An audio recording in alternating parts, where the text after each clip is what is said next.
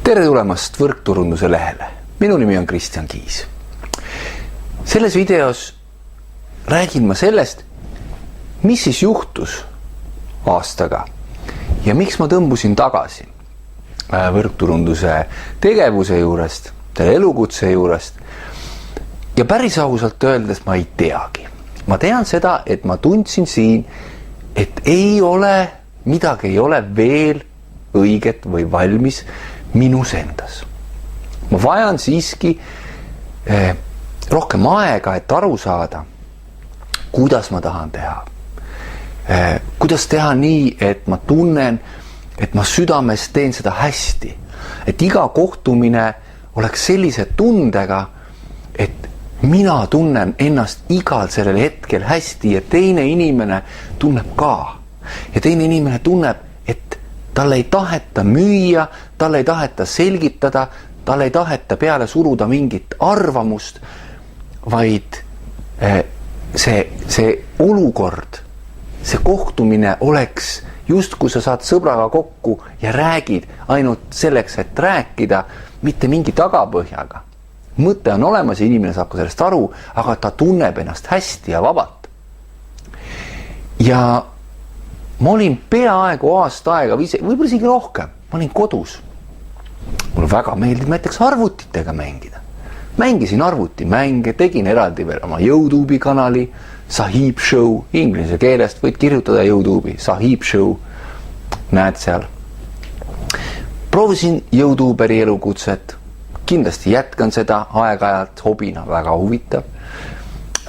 Läbisin ka ühe kursuse, kuidas YouTuberina olla edukam, mida teha ja võtsin mõtlemiseks aega ja tundsin, mis tunne on, kui sa oled kodune.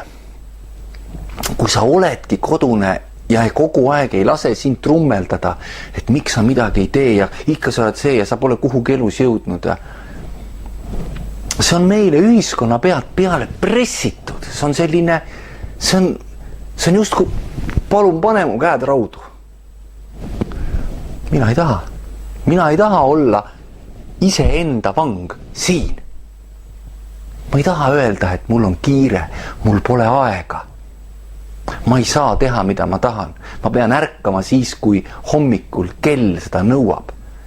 Ma pean saama oma maksud makstud, sest muidu ma ei saa hakkama.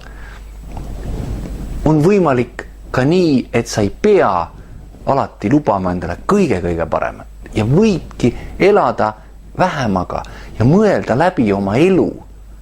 Sest kui sina sammu tagasi ei astu ja oma elust aru ei saa enda tegelikest soovidest siin südames, siis keegi teine ei tule sulle seda tegema. Ja 10 või 20 või mis iganes aasta pärast avastad sa, et näed, ma olen oma elu ära kinkinud 1000 või 2000 euro eest kuus või mis iganes on su palganumber. Ma olen olnud suure enamuse ajast kogu aeg teinud tööd kellegile teisele, isegi siis, kui sa oled ettevõtja. Mina täna oma tutvusringkonnas, kas on ka mõni inimene, võib-olla 1 või 2 inimest on, kui ma väga hästi otsin, kes omavad ettevõtet ja nende süsteem töötab nende jaoks. Enamus. Neil on vastupidi, ettevõte omab neid. Nende kliendid omavad neid. Neil ei ole vabadust, neil on vähem vabadust kui see, kes palgatööl käib. Ja ma kogu aeg näen seda kõrvalt. Ja isegi kui ma vaatan, kes iganes on, siis elud ei ole läinud paremaks.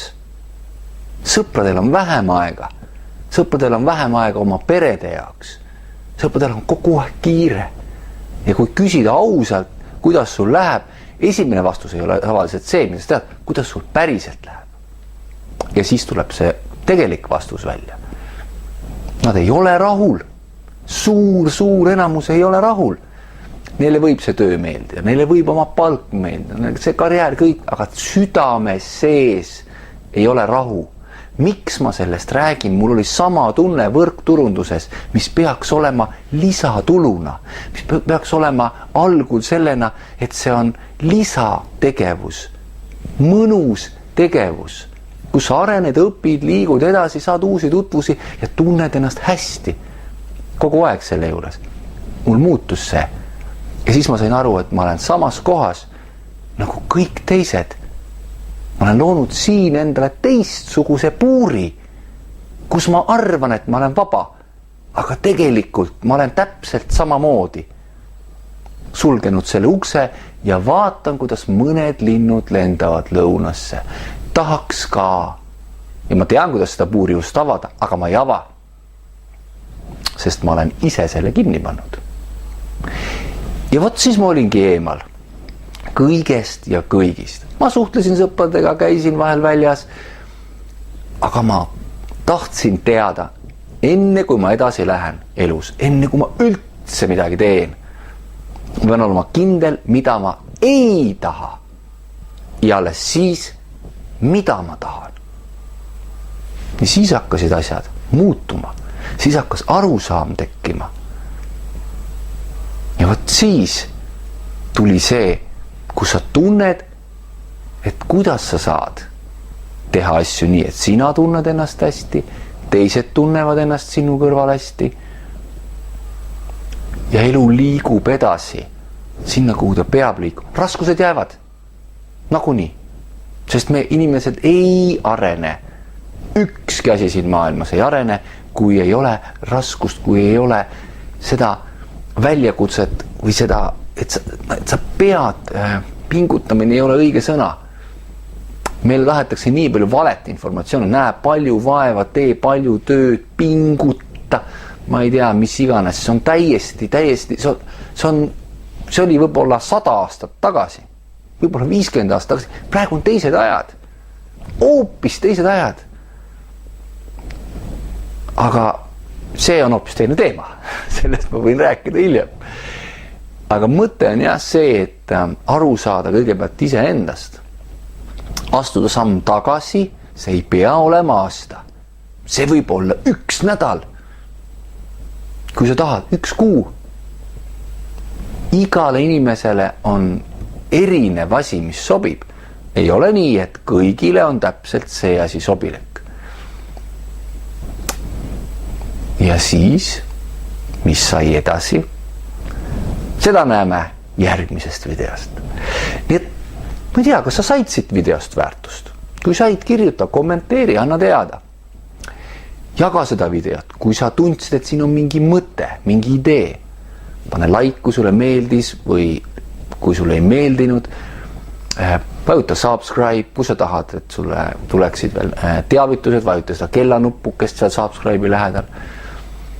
Ja minu soov sulle on, et ka sina sooviksid saada professionaalseks võrkturundajaks, sest et meil on parim tulevik.